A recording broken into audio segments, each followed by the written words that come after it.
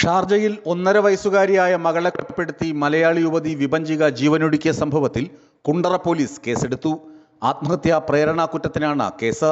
ഭർത്താവ് നിതീഷ്, ഭർത്താവിന്റെ സഹോദരി, ഭർതൃപിതാവ് എന്നിവർക്കെതിരെയാണ് പോലീസ് കേസെടുത്തത്.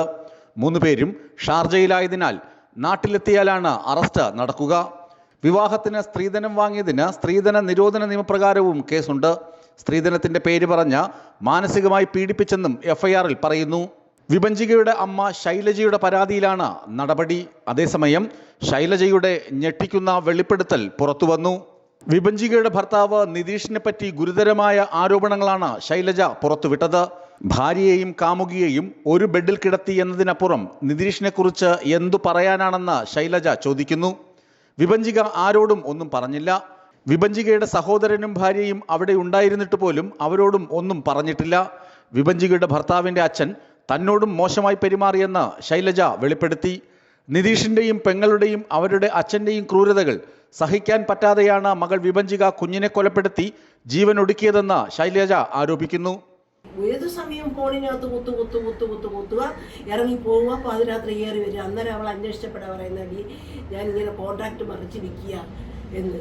അപ്പോൾ അവൾ പറഞ്ഞു, എന്തിനാ നിതീഷ് ഈ കാശ്? നിനക്ക് എത്ര ലക്ഷം രൂപ ശമ്പളമുണ്ട്? എൻ്റെ കാശുണ്ട്, എന്നിട്ട് നീ എന്തിനാ ഇത് ചെയ്യുന്നതെന്ന്. ഇങ്ങനെയാണെങ്കിൽ ഞാനത് പറയുമെന്ന് പറഞ്ഞു. അന്നേ ഇവൻ ഭീഷണിപ്പെടുത്തിയിട്ടുണ്ട്. ഇതെന്തായാലും എൻ്റെ മോൾ താൻ ചെയ്യത്തില്ല, എനിക്ക് നല്ല ഉറപ്പാണ്. ഇവൻ്റെ അച്ഛൻ അവിടെ ചെന്ന് പെങ്ങളും ആണ് ഇതിനെല്ലാം കാണിക്കാൻ. ഈ പെങ്ങളെന്ന് പറയുന്ന സ്ത്രീ ഉണ്ടല്ലോ, ഭയങ്കരമാണ്. അതേ ഉള്ളൂ, എൻ്റെ മോളും അവളെ ഭർത്താവും കുഞ്ഞുമായിട്ട് കറങ്ങാൻ പോകാനൊക്കത്തില്ല. ഒപ്പോഴേ അവൾ വിളിച്ച് പ്രശ്നം ഉണ്ടാക്കും. അവരെ വീട്ടിൽ വിളിപ്പിക്കും, ഏക്ഷണി കയറ്റും, എന്നിട്ട് പിറ്റേന്ന് അവളുമായിട്ട് കറങ്ങാൻ പോകും. അതാണ് അവിടെ നടക്കുന്നത്. എൻ്റെ മോക്ക് ഒരു അഭിപ്രായ സ്വാതന്ത്ര്യമില്ല, ഒരു സാധനം മേടിക്കാനുള്ള സ്വാതന്ത്ര്യമില്ല, ഒന്നും കൊടുക്കത്തില്ലായിരുന്നു. എല്ലാം അവൻ്റെ പെങ്ങളെ ഇഷ്ടത്തിനാ മോളെ ആ വീട്ടിൽ ചെയ്യുന്നത് കേട്ടോ. ഞാൻ വിചാരിച്ചു സ്നേഹം കൊണ്ടാന്ന് ഇങ്ങനെയാന്ന് ഞാൻ അറിഞ്ഞില്ല. എൻ്റെ പൊന്നോളെ ഒരു വാക്ക് എൻ്റെ മോക്ക് പറഞ്ഞുകൂടായിരുന്നു. ഇത്രയും സഹിച്ച അവൻ്റെ ഫോട്ടോ കണ്ടിട്ട് എനിക്ക് സഹിക്കുന്നില്ല മോളെ. എൻ്റെ മോളെ ചെയ്തിരിക്കുന്നത് എന്തോരം മുടിയുള്ള കുഞ്ഞായിരുന്നു. അത് പിടിച്ചു വെച്ചാൽ വെട്ടിയിട്ടല്ലേ മോളെ അങ്ങനെ ഇരിക്കുന്നത്. അതോ ഞങ്ങളെല്ലാം സഹിച്ച് എനിക്ക് ഒരു വാക്ക് നീ ഒന്ന് പറ. എല്ലാം ജോലിക്കാരി പെണ്ണിൻ്റെ പറഞ്ഞത് എൻ്റെ അമ്മ വേദനിക്കുമെന്ന്. എനിക്ക് വേദനയില്ലേ? ഇപ്പൊ ഒന്നോടെ വേദന വന്നിട്ട് പോയില്ലേ മോളെ? എനിക്ക് സഹിക്കുന്നില്ല. വിഭജികയുടെ അച്ഛൻ വർഷങ്ങൾക്ക് മുമ്പ് ഞങ്ങളെ ഉപേക്ഷിച്ചു പോയതാണ്. ആ അവസ്ഥ അവൾക്കും കുഞ്ഞിനും വരരുതെന്ന് കരുതിയാണ് സഹിച്ചത്. അവളെ സ്നേഹിച്ചതുപോലെ നിതീഷിനെയും സ്നേഹിച്ചു. എന്നിട്ടും അവരെല്ലാം കൂടി എൻ്റെ കുഞ്ഞിനെ കൊന്നു. നിതീഷ് മുടി മുറിച്ചപ്പോഴാണ് അവളോട് മൊട്ടയടിക്കാൻ അയാളുടെ പെങ്ങൾ ആവശ്യപ്പെട്ടത്. മൊട്ടയടിച്ച് കണ്ണു നിറഞ്ഞ ഫോട്ടോ ചില ബന്ധുക്കൾക്ക് അവൾ അയച്ചു കൊടുത്തു. അവന്റെ അവിഹിത ബന്ധം പോലും അവൾ കണ്ടില്ലെന്ന് നടിച്ചത് കുഞ്ഞിനു വേണ്ടിയാണെന്നും അമ്മ പറയുന്നു. നിതീഷ് എൻ്റെ കുഞ്ഞ് എന്ന് പറയുന്നത് പെങ്ങളുടെ കൊച്ചിനെയാണ്. വിഭജിക പക്ഷേ ആരോടും ഒന്നും പറഞ്ഞില്ലെന്നും ശൈലജ പറയുന്നുണ്ട്.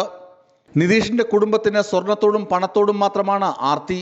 ഇടയ്ക്കിടെ വിഭജിക പറയാറുണ്ടെങ്കിലും കൂടുതൽ കാര്യങ്ങൾ വിട്ട് പറഞ്ഞിട്ടില്ല. നിതീഷിന്റെ അച്ഛൻ വിഭജികയോട് മാത്രമല്ല തന്നോടും മോശമായും മര്യാദയില്ലാതെയുമാണ് പെരുമാറിയത്.